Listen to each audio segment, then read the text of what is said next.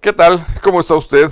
Muy buenas tardes, una disculpa, hemos estado muy complicados en cosas de las labores propias de nuestras profesiones principales y pues hoy me da mucho gusto que esté conmigo Javier, usted lo conoce, Javier Apodaca es un tipo gentil, pero aparte de que es una persona culta e instruida, hoy nos va a ayudar a entender este tema, un tema apasionante para quienes hemos tenido la fortuna de conocerle en que nos lo explique. Es muy complicado, la verdad, que es muy complicado, pero la noticia es que esta semana la Kathleen Caricó y Drew Weissman ganaron el premio Nobel. ¿Por qué cree usted que ganaron el premio Nobel? Porque encontraron una nueva forma de hacer vacunas. Y esa nueva forma de hacer vacunas es la primera vez en la historia de la humanidad que se simplifica.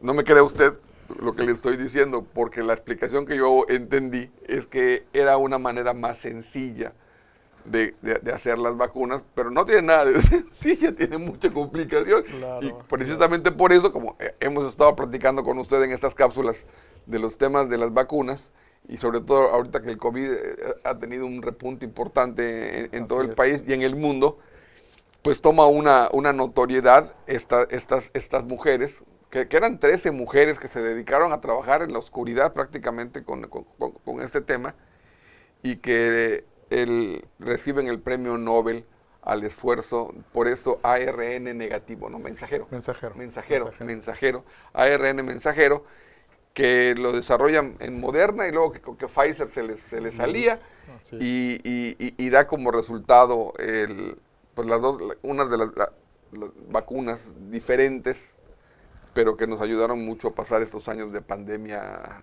Javier, buenos días, ¿cómo estás? Hola Francisco, muy buenos días. Gracias por la invitación y un saludo a todo el público. Y bueno, efectivamente sí, lo que comentas al respecto de estas mujeres y por ahí un conjunto de gentes que soportan toda la investigación ganan el premio Nobel, ¿no? Sí, sí, sí, sí. Hay que recordar que según la definición y la organización que hace la Organización Mundial de la Salud, la definición que hace la OMS, vamos a entender por vacuna casi cualquier preparación destinada a generar inmunidad Ujú. contra una enfermedad, estimulando básicamente el sistema inmune para que produzca anticuerpos, ¿no? Eso es, si nos remontamos un poco a la historia, el término de vacuna viene porque originalmente los experimentos se hicieron en vacas. Y Sí, el sí, sí, término de vacuna viene sí, porque de era de un vacuno. vacuno, Sí ¿no? lo comentaste en una cápsula pasada. Ujú. Aquí alguien por ahí hace muchos años se dio cuenta y se percató de que cuando llega una enfermedad hay animales que se enferman y hay animales que no. Entonces lo que hizo fue algo que se nos hubiera ocurrido a la mayoría de nosotros por el principio de máximo conocimiento y verdad, Ujú. es de que ¿qué tiene el que no se enferma que no tiene el que sí se enferma, ¿no? Claro. Entonces lo que hizo fue sacarle sangre a la vaca que estaba sana Ujú. y literalmente se la transfundió, se la inyectó a la vaca que estaba enferma. Que estaba enfermo. Y hizo varios ensayos y para no hacer el cuento muy largo ni entrar en tecnicismos, Ujú. en alguna de esos intentos la vaca que estaba enferma se recuperó con la sangre de la vaca que estaba sana, ¿no? Ok. Entonces esta persona dijo, "Ah, la vaca sana tiene algo en la sangre que no sé qué es, Ujú. que es capaz de ayudar o mejorar a la vaca que está Que está enferma". enferma. Y ahí en ese momento se da un poco La la historia. idea y Ujú. se genera la historia Ujú. de que hay algún factor en los sanos que no tienen los enfermos, ¿no? Claro. Y entonces comienza una de las carreras más interesantes a lo largo de la historia de la biotecnología, que es la producción de vacunas, ¿no? Existen al día de hoy, para hablar de números cerrados, 5 tipos diferentes de vacunas, 5. más o menos, Más o ¿no? menos, ok. Aquellas vacunas que están hechas con vectores, que se conocen de la enfermedad. O sea, yo conozco un patógeno que genera una enfermedad. Puede ser una bacteria, un hongo, un parásito, lo que sea. Pero yo puedo extraer componentes de él y meterlos en la vacuna, ¿no? También existe una familia de vacunas que se habla de subunidades, ¿no? Yo conozco estos patógenos, entonces debe de haber algo en esos patógenos. A lo mejor voy a hablar con un ejemplo con fines demostrativos. Una parte de él, una patita, un pedazo de estómago, lo que sea de este microorganismo, lo meto en la vacuna. La tercera familia es cuando son enfermedades virales, los virus se atenúan. Ok. O los parásitos se meten muertos. Y la tercera y cuarta tienen que ver con ácidos nucleicos, ¿no? En particular el ARN y el DNA. Y el DNA. ¿No?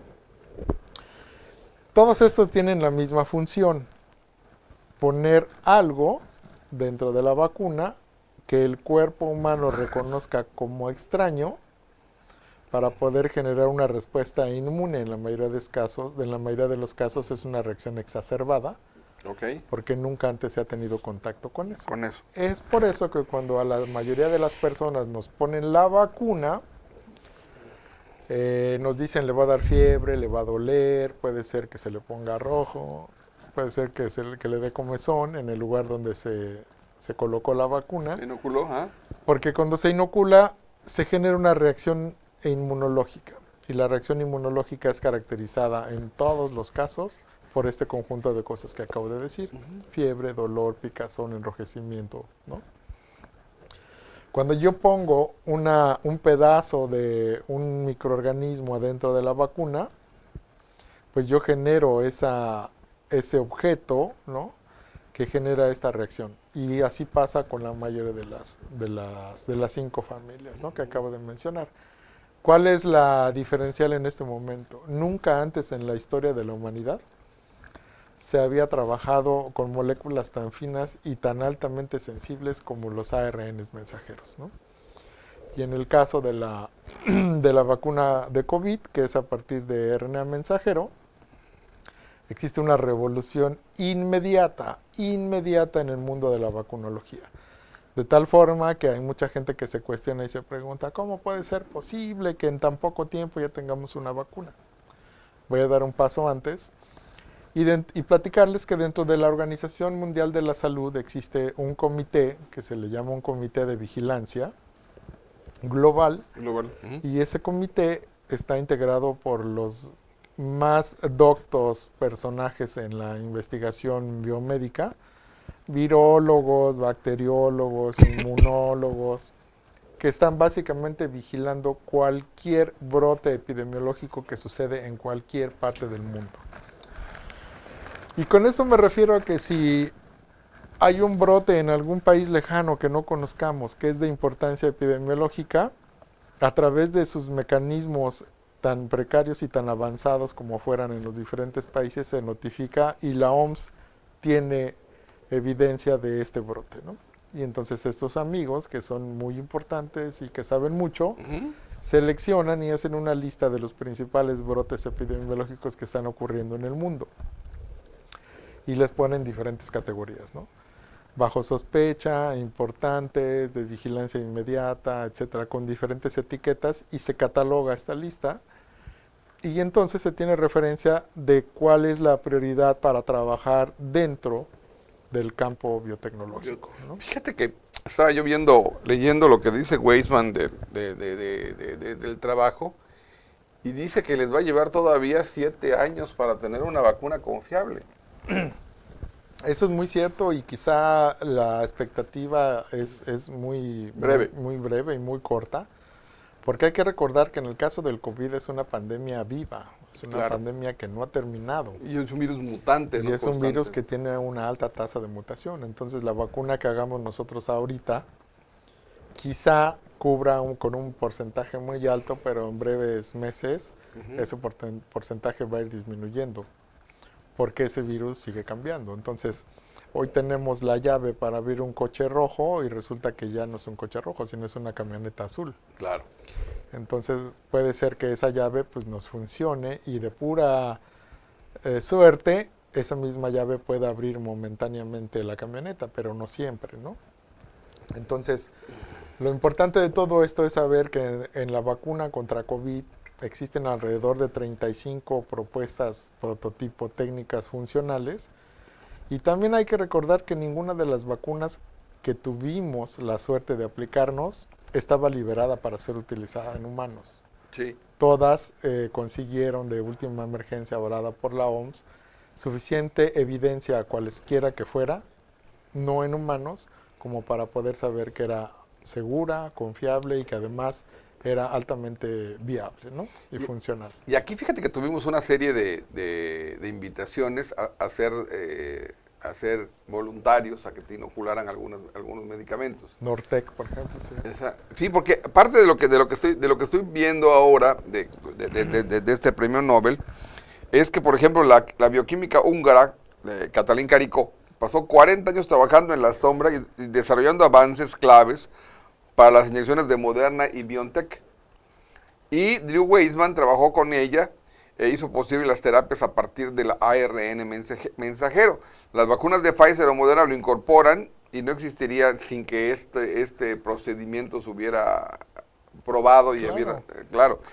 Y lo importante creo que es un giro, hay vacunas que han tardado creo que 30, 40 años en desarrollarse, ¿no? Y es un giro esto porque acorta mucho el periodo de... Sí, estamos, como lo había mencionado anteriormente, estamos parados justo en un punto de inflexión de la carrera biotecnológica en el área de vacunas, ¿no? Era altamente sabido que las vacunas provocaban una estimulación al sistema inmune, porque dentro, en su contenido, podían tener proteínas o pedazos del material genético, o pedazos de membrana, o fragmentos de alguna estructura como mitocondrias o algo así de los patógenos que provocan las enfermedades, y lo cual se necesitaba un periodo de tiempo más o menos largo para producir una reacción inmunológica que pudiera producir suficientes anticuerpos como para estar protegido de ello, ¿no? Okay. En el caso de estas nuevas vacunas son brutalmente rápidas, no así sencillas en su manejo es altamente complicado y complejo, porque tenemos el material genético. En este caso el material genético no necesita un periodo de incubación, su reacción es relativamente inmediata. En el momento que encuentra su complementario se da la hibridación y hay homologación. Y la tecnología es diferente, ¿no? En términos generales es diferente. Y el grado de evolución al que vamos a llegar, no sé si sea tan sencillo en ese tipo de componentes, ese tipo de experimentación, pero estamos viendo que la velocidad a la que se desarrolla la inteligencia artificial y una serie de parámetros que nos pueden llevar a que pues todo sea mucho más rápido por una parte, pero al mismo tiempo nos estamos dando cuenta que somos tan ignorantes de tantas cosas y de tantos procesos que tiene la naturaleza. Claro. Sin duda, la tecnología de estas nuevas vacunas es un parteaguas en la investigación biomédica, ¿no? Actualmente estamos teniendo resultados relativamente en corto tiempo porque los avances que se tenían, como tú lo dices, en las sombras, hay grupos que llevan 30 años trabajando en vacunas contra MERS, contra SARS. Hay que recordar que este SARS-CoV-2 es dentro del linaje de los beta coronavirus, no es el primero, es por ahí del tercera o cuarta ola importante de infección. El SARS-CoV original que se dio en China o por allá por Asia ha sido controlado 3 veces de una manera muy eficiente por los sistemas de salud asiáticos. Eso no quiere decir que el SARS-CoV-2 haya aparecido en la historia de la humanidad hace 3 años. No, mentira, por supuesto, ¿no? Que no, claro. O sea, hay un montón de grupos de investigación alrededor de todo el mundo que están haciendo investigación. Esta investigación oscura a la que tú le llamaste, que hizo esta señora, hay muchos grupos que están trabajando en vacunas prototipos, en medicamentos prototipos, aunado a estas nuevas tecnologías que nos permiten tener en relativamente corto tiempo cosas muy eficientes con un alto impacto y altamente bioseguras, ¿no? Eh, Vamos, si quieres, a un corte para que regresemos y te pregunte yo algo que de alguna manera me ha estado dando vueltas en la cabeza.